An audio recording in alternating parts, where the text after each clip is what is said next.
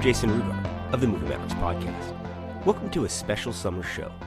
Each week, I'll be taking a look back at the summer of 1992.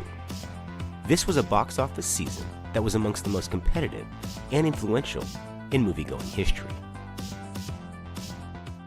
On each show, I'll be chronicling the performance, critical response, and historical relevance of the biggest hits and the costliest misfires that shaped the summer of 1992.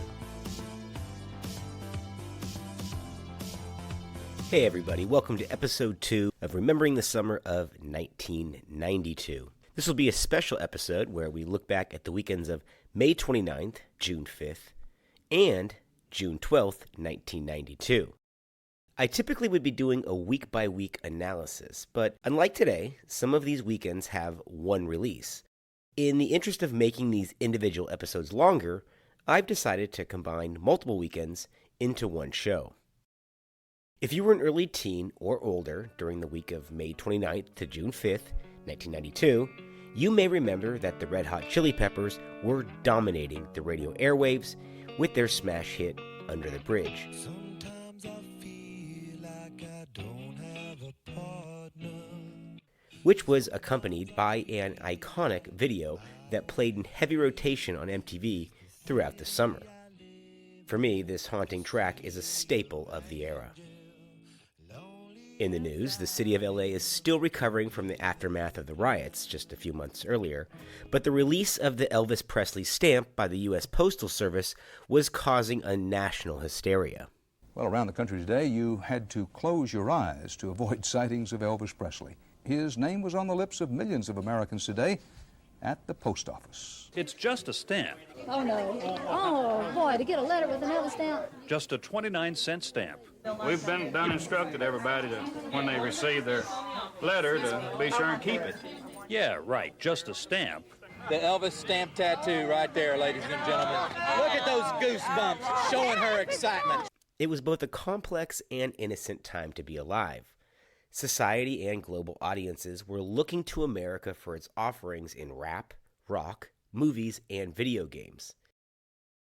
At the movies, the weekend of May 29th, we would see the continued success of Lethal Weapon 3, which would top the charts for the third consecutive weekend, and the sole-wide release was Sister Act. Touchstone Pictures presents the one summer movie that has no vulgar language. Stuff is terrible. It tastes like... No unnecessary violence. No rap music. And absolutely no nudity. This is gonna be hell. This summer, take someone you love. Hey, babe. Yes, sweetheart? To the comedy that's pure joy. It's better than ice cream. It's better than springtime. Better than sex. No, I've heard. Sister Act, rated PG. National sneak preview this Saturday. Nothing you can say. She was a lounge singer without a career. They were a choir without a prayer. We're terrible. Now, put them together. Oh, no. With a little faith. We can rock this place. And a lot of soul. We could cut a demo. Miracles can happen. You're a pioneer. She ain't no nun. Whoopi Goldberg, Sister Act. This is gonna be hell. Tell me about it. Rated PG. National sneak preview this Sunday. Most studios had chosen to play it safe and not schedule their movie in the post-Memorial Day spot, a weekend in which most are catching up on titles they haven't got around to seeing yet. Touchstone Pictures, a division of Disney that specialized in movies aimed at mature filmgoers, had little to lose by positioning their movie Sister Act on this date. While Whoopi Goldberg, who had won an Oscar for her supporting role in Ghost, wasn't considered a bankable leading lady just yet, that changed immediately on May 29th when Sister Act opened with $11.8 million, or around $32 million today. This unexpected result for a movie with a low marketing budget and even lower audience anticipation just opened up strong, pushing both Alien 3 and Far and Away to the lower rungs of the chart. Even more astonishingly, Sister Act would retain 84% of its audience as word of mouth spread and the film became the surprise smash of the summer of 1992. While the movie never hit the #1 spot on the weekend charts, it would spend an incredible 17 weekends amongst the top 10, a feat no other movie that season could match. When the final tallies came in, Sister Act would rank as the third highest grossing film of the summer of 1992, with $139 million or $380 million adjusted. Those are superhero movie numbers, kids. The home video release followed in November of '92, and the film made untold millions as it became the most rented title nationwide of 1993. In the wake of the massive success, a sequel was quickly fast-tracked for release 18 months later, just in time for the Christmas season of 1993. The rushed nature of the production and the oversaturation of Whoopi meant a box office take of less than half of the original. Still, the movie made money, and for years a third project has been stuck in development hell. Here is co-star Kathy Najimy detailing the current status of this movie. There's not another Sister Act. What other sequels are going on, or is there another Sister Act? That she's trying to get that going. I'm here for that. Super fun. You know what? I like that. No hair, no makeup. What do you remember about filming the bar scene in Sister Act? Emil Ardolino, who directed it, who isn't with us anymore, was so fun and kind and great. And he would literally say yes to anything that I wanted to do. He was so easy to be like, yeah, do that. So we a lot of that. And it's also Whoopi, you know. So, and you know that I've known Whoopi for 41 years.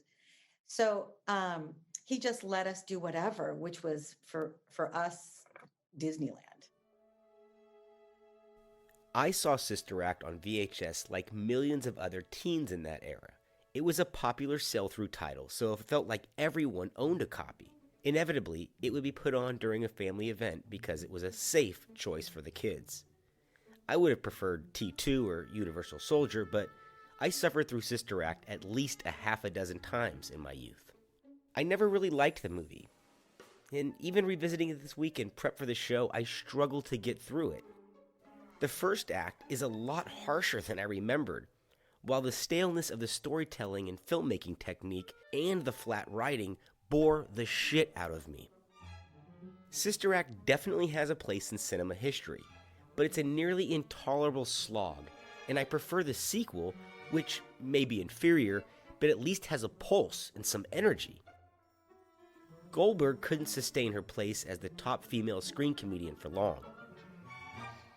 By 1996, audiences had fled. Her basketball comedy Eddie performed okay, but The Associate, a body switch social satire, went down in flames, ending her first look deal with Touchstone Pictures, which had been established due to the phenomenal success of Sister Act. By the late 90s, the act was up and Whoopi was pursuing TV hosting gigs. But during the summer of 1992, she and this movie were an inescapable part of the pop cultural landscape. I'm Gene Siskel of the Chicago Tribune. And I'm Roger Ebert of the Chicago Sun-Times. Our first movie is named Sister Act, starring Whoopi Goldberg as a Reno lounge singer who witnesses a murder and hides from the mob by entering a convent under the Witness Protection Program. That's a great idea for a movie, and Goldberg is good in it, but apart from some isolated comedy scenes, the movie seems strangely low-key and low-spirited. It doesn't have the zest we'd expect from this material. There were moments in Sister Act when I did laugh loudly, but unfortunately they were mostly in the coming attractions trailer, which I saw 3 times before I saw the movie, so that seeing the film itself is a curious case of déjà vu. And the director, Emil Ardolino, has no apparent style at all, either visual or comedic. And when Whoopi gets a laugh, it's because of the dialogue and because of her performance, with no thanks to the lackluster filmmaking. You know, I would say I wouldn't fault the director as much as I'd fault the writing here, because my take on the picture was there isn't a scene in this movie that isn't what I would have expected if you told me the plot. Here's what's strange, Roger. The crowd I saw it with liked the picture a lot, applauding. Yeah. But I thought it was so flimsy. I felt bad that I wasn't enjoying it. There's nothing really there for them to work with. You said you laughed. I did not. Next movie. Our next film is Patriot Games. Get down! From the shadows of secrecy. There's never been a terrorist attack on American soil, Jack. To the light of day. I'm after the man who tried to kill my family. From the outposts of terror. He's never gonna let us go, is he?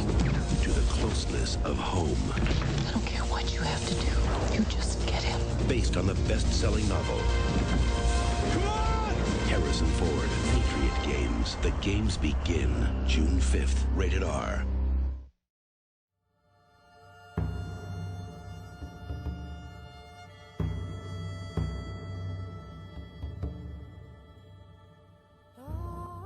Harrison Ford debuts as Jack Ryan in the Tom Clancy adaptation Patriot Games, taking over for Alec Baldwin, who is rumored to have passed on returning for another project.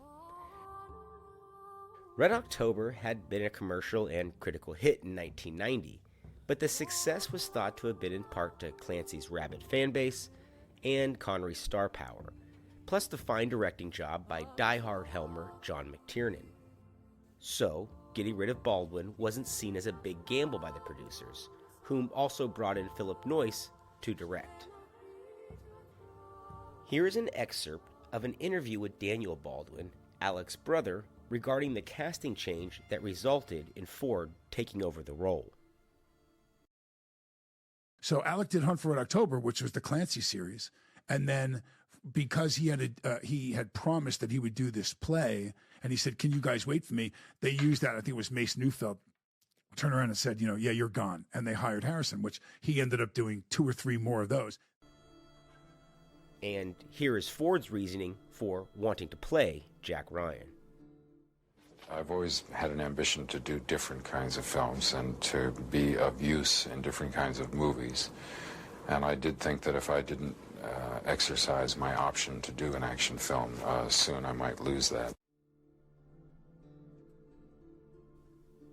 Patriot Games opened strongly on June 5th, securing $18.5 million, $50 million today, good enough to grab the top spot on the charts, knocking Lethal Weapon 3 down to the 3rd spot behind the second weekend of Sister Act.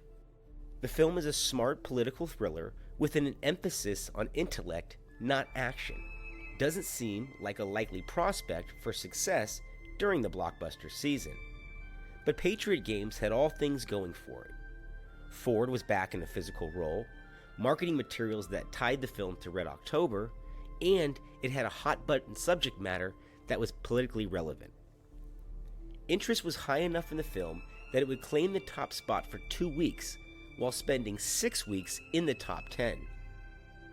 Ranking up $83 million domestically, around $226 million adjusted, but across seas it excelled and outgrossed the domestic haul, bringing in an additional $94 million. That's nearly $475 million by today's standards, which is an excellent result and far exceeded Paramount's modest expectations. A follow-up was greenlit, which would become Clear and Present Danger. That film hit cinemas during late July of 1994. Once again, I don't really like Patriot Games. In fact, I prefer any of the other films or television incarnations to this dull and visually drab film. The movie is faithful to the source material, which pleased fans of Clancy's work, and Ford is a more commanding presence as Jack Ryan than Baldwin ever was. I remember wanting to see this one in theaters due to my interest in virtually anything with Harrison Ford. I'm from that generation that was mind blown when we figured out that Han Solo and Indiana Jones were the same person. And as much as I like Alec Baldwin, I never owned any action figures in his likeness, and I owned at least 2 cast to match Ford's resemblance. June 5th, 1992 was Kyle, my neighborhood buddy's birthday. His parents had taken us out to dinner and let him pick a movie to see, and I was urging him to pick Patriot Games, but he chose Encino Man. And we did in fact see that. But I can't complain. Encino Man is the far more enjoyable movie, and since has become one of my favorites from the era. Patriot Games did re-establish Harrison Ford as one of the top movie stars in the world, and launched a franchise for Paramount Pictures. The studio, located on Melrose Avenue, had a varied and fairly pathetic slate for the summer. Of the 5 films Paramount released during the summer season, only Patriot Games and Eddie Murphy's Boomerang would score. The mediocre Pet Sematary 2 would be profitable but forgettable, while big swings like Cool World and Bebe's Kids would be pathetic misfires. What do you think? Is Patriot Games the best, worst, or just mid in the Jack Ryan film series? And our first film is Patriot Games, and even though some of its drama peters out at the end, this is a mostly tension-filled thriller that, among other things, confirms Harrison Ford's status as one of our best leading men. What his characters care about, we instantly care about. I really like Patriot Games for its inside look at the CIA, or enough of an inside look that I thought it was an inside look. That's Patriot Games at its best. It is. I liked the high-tech stuff. That's what I expect from Tom Clancy. What I didn't like is the fact that the movie ends with a bunch of people creeping around in a basement, followed by a speedboat chase. And I thought a scene like that belonged, with Harrison Ford in the boat, it looked like it was a scene from Indiana Jones. I felt that this movie betrayed its Tom Clancy origins to turn itself into kind of a routine and disappointing thriller. But only at the end, and I think that's what I'm saying about the drama petering out, because it became routine when it was very special. But it's very special for a long time. And then there's the question of Ford. And I think it is a really strong performance. I was disappointed in the film because I thought it let Tom Clancy down. Oh, okay. Our next film is Class Act. He needs the style. I hope you didn't pay for that haircut. He needs the grades. That's quite an SAT score. Yeah, I got my name right. So they're swapping IDs. Style is more than just a state of mind, my brother. And getting an education. Let's make bacon. The hard way. What do I do now? Run! Class Act. Yeah, well, I taught you how to be fly. You never taught me how to fly. Rated PG-13. Starts Friday, June 5th at a theater near you.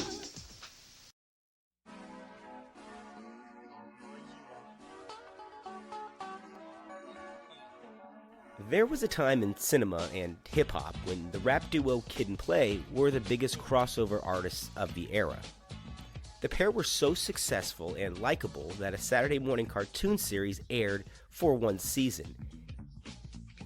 Each episode was bookended by live-action footage of Kid and Play that set up the events of the day's adventure or commented on, or often would just be silly interplay between the two.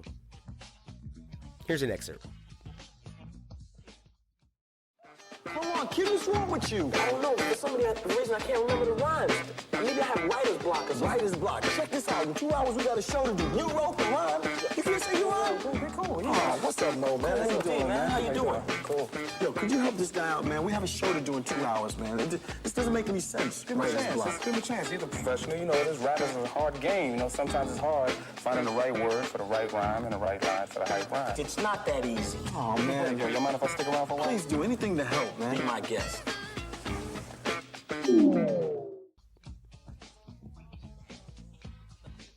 In the late 1980s, Kid and Play were multi-platinum selling artists.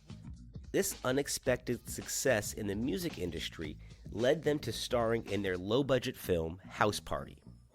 That movie became a box office hit and a cult favorite for years to come, eventually leading to a franchise that includes 4 movies and a reboot. Class Act is the pair's only film outside of the House Party sequels, and it's a bit of a shame because the two performers work well together and are very appealing. Class Act is a role reversal movie set in an urban high school with a hip-hop vibe, a subgenre that was popular during the late 80s and the early 90s.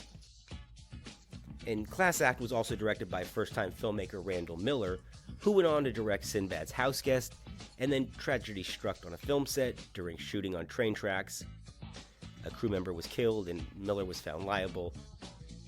The director spent some time in prison and his crew was just derailed. This film has a very colorful and over-the-top vibe, making the film's 90-minute running time fly by. But most people might recall the hydraulic truck that became iconic when the film premiered on June 5th, 1992. Class Act hit the charts in the 7th spot with 3.5 million, which is impressive considering it only secured 1,150 screens. That's the lowest screen count of any movie in the top 10 that week. Class Act hung on the charts for 3 weeks, amassing $13 million, or $36 million adjusted. While it wasn't the breakthrough hit along the lines of House Party 1 and 2, Class Act was profitable for Warner's during its theatrical run, and that was before home video and cable TV revenue was factored in. It's surprising, though it shouldn't be for those familiar with the House Party movies, that Class Act is humorous, despite leaning towards the irreverent and raunchy. The less successful parts of the story are when it plays things safe. A bully showdown and a makeover scene where the parents question their child's sexuality feel dated and unoriginal. However, occasional offbeat moments like the sandwich-eating horny jail guard make Class Act an unexpected crowd pleaser. Despite the film's solid reputation, Kid and Play never headlined another feature. By 1994, the duo had lost steam, and their presence in pop culture was relegated to cameos in the terrible House Party 3 and 4. Was the duo an iconic screen couple, or just a 90s fad? Tell me what you think.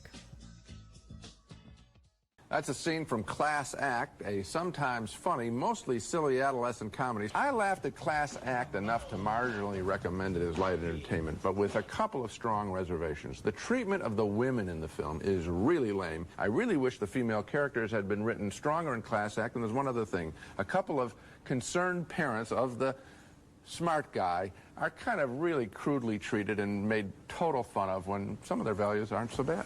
Yeah, you know, I can't recommend this film. I feel that the idea behind it is a really strong one. The fact that how society perceives you has a lot to do with what you achieve and how you think of yourself. And that could have been used in 100 different ways to make a fascinating film, but instead what we have here is a really goofy teenage comedy. All right, shifting to the weekend of June 12th, 1992, our next film is Housesitter. Steve Martin's new house came with all the modern conveniences. I designed it. I built it. Wow. And one major inconvenience. What are you doing here? What are you doing here? I'm Gwen, and his wife. My parents think we're married? I'd like for you to call me Dad. You must be the lucky man. You're a con artist. It's Steve Martin's house. But Goldie Hawn is the what? House sitter. Aren't they beautiful together? No. Rated PG. Starts Friday at theaters everywhere.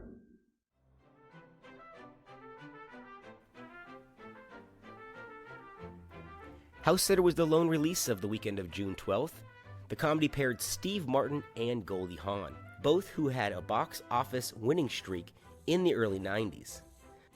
Studios, fearing the upcoming onslaught of the behemoth Batman Returns opening on June 19th, steered clear of releasing their product, predicting that it would be swallowed up by the Caped Crusaders' return. Universal, whom had suffered the sting of their pricey failure Far and Away a few weeks earlier, delivered the light comedy to exhibitors, hoping to suck up a few bucks before being crushed in the oncoming weeks. Despite landing in the third spot, behind Patriot Games' second weekend at the top and Sister Act in second, House Guest grossed $9 million, coming in just $400K away from stealing second from Sister Act, which continued to crush in its third week. Then a funny thing happened. The film had legs, dropping less than 25% week to week, even with an audience that was in direct competition with the phenomenon known as Sister Act. Housesitter stayed in the top 10 for 5 weeks, making $58 million, $160 million today, the same amount as the cruise flop Far and Away. The difference being, Housesitter cost $26 million and Cruise's movie cost $60 million.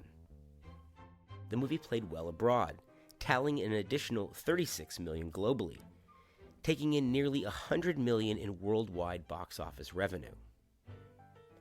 I saw this one in the theaters, again with my grandma. In doing this look back, I'm realizing how many movies I saw with her that summer, but she picked this one. She was somebody who had experienced violence in her life and was staunchly against anything with gunplay or gore. And I liked the movie, and even recall her chuckling when Martin bestows a backhanded compliment on Han by telling her, "You're the Hemingway of bullshit." That is a good line. Housesitter was helmed by Frank Oz, the man who was the main puppeteer in the voice of Yoda and multiple Muppet characters. Housesitter is a pleasant and innocuous family comedy that has a few laughs, but doesn't rank high in the filmographies of either Martin or Hahn. That's a scene from Housesitter, a movie where Steve Martin is horrified to discover that a woman he hardly knows has moved into his new country home and is passing herself off as his wife. The dialogue is the best thing in this movie, and the performances, not only by the stars, but also by a funny assortment of character actors. I liked it. The problem here is that I didn't believe, as I looked at Steve Martin and Goldie Hawn, and certainly Steve Martin is as good a comic actor as exists, I didn't believe that they really liked each other at all. In other words, when the thing makes its predictable, and I think you're absolutely right, very predictable turn, I didn't buy it. I just think I got into this whole rhythm where I knew where they were going and I knew exactly how she was going to take me there. You couldn't have possibly known where they were going to go with their dialogue, though, with those wild flights of fancy, how they met in the hospital, how he fell in love with her without being able to see her. Yeah, I felt that there was a writer there saying, okay, now we'll make them even more outrageous. Of course, there's a writer there. I mean, you know, I just heard it that way. such things as screenplays. The rhythm, Roger, is what's the rhythm problem. is what was so wonderful about this film. That will do it for today's episode. As always, comment, share, or like the episode. It's always appreciated. Join me next time when we look at the blockbuster event of the summer of 1992, the release of Batman Returns. Thanks, everybody. And as always, watch something good tonight.